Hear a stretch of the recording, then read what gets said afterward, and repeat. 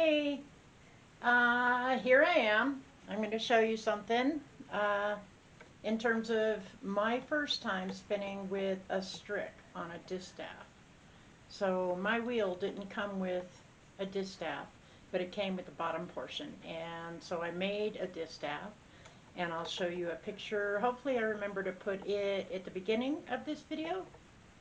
What I want to show you is I've spent the past 2 days trying to figure out how to do this without hurting myself. I've had like back pains at my shoulder blades, and so doing it the way everybody shows you how to, with the strick up like that, was causing me pain. Yeah, getting older sucks sometimes. And having done too much physical labor in my life. So I experimented with this where I'm folding it down so I can be in a better position.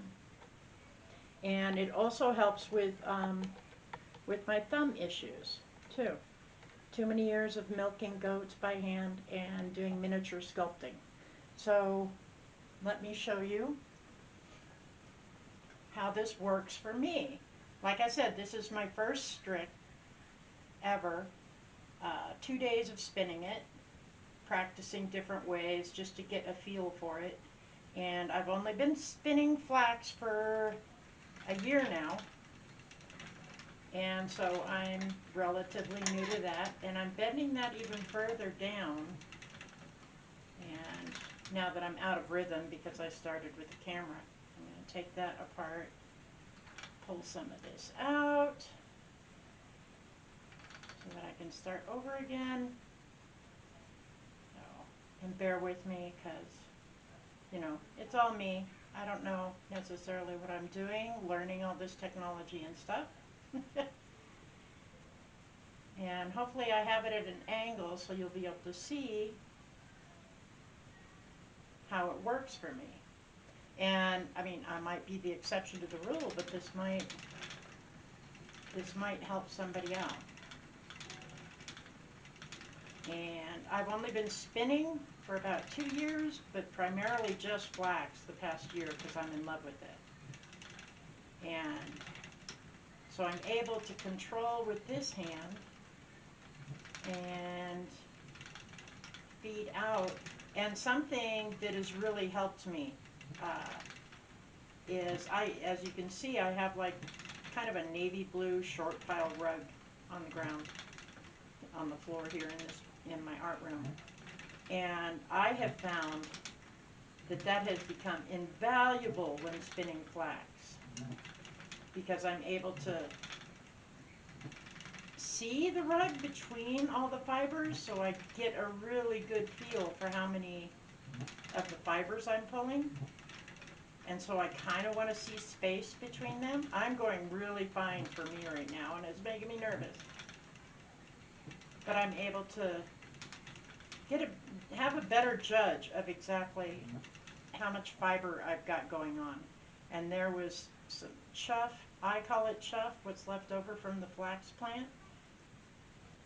And this particular flax has quite a bit of it, but I'm not familiar with uh, spinning the strip or line.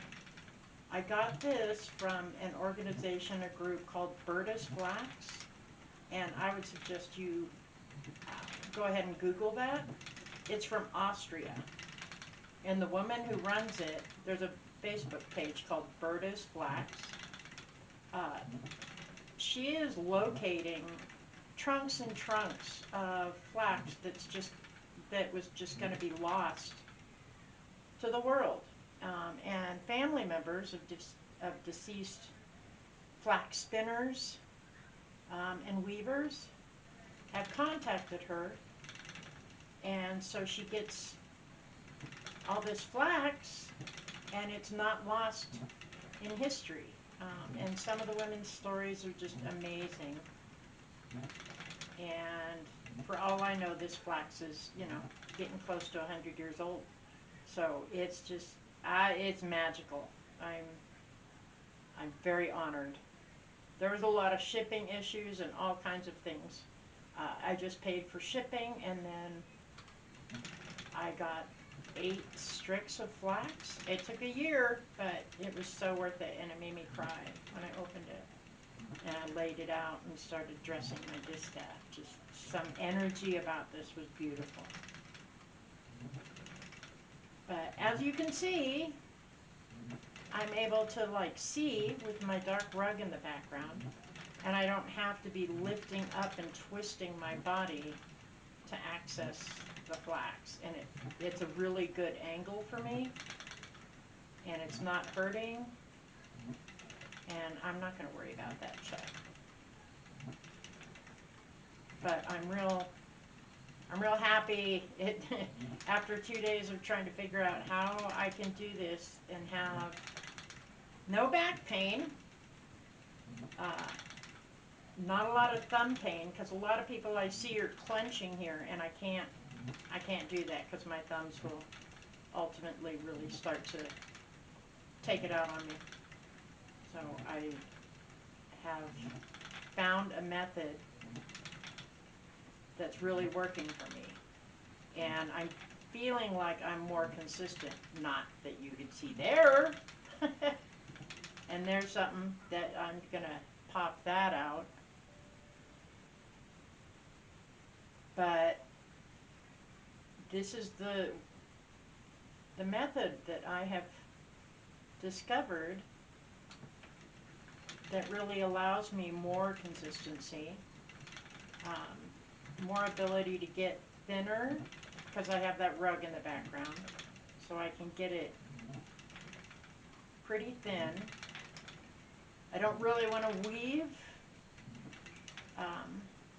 with super fine, but there's a part of me that's challenged by getting super fine, and then I get nervous that it's going to break. But what's the worst that can happen? It breaks. But then I can go ahead and see it more closely so that I can get thicker. I primarily weave sling bags and sort of Renaissance belt patches, and I'm just getting my website going. So, there's an ugly part. But as a beginner, I still consider myself. I mean, you wet that down, and a lot of that just kind of disappears. And I'm hoping this is getting a good angle. I hope that I'm not just showing you flax on flax, which doesn't help you with any sort of visual reference. And there's a big chunk, or a chunk I'm not happy with. So I'm not a perfectionist, but sometimes it feels like I have to stop and rip it apart. So that's my method. So hopefully that helps somebody else out who's just learning. So thanks for stopping by.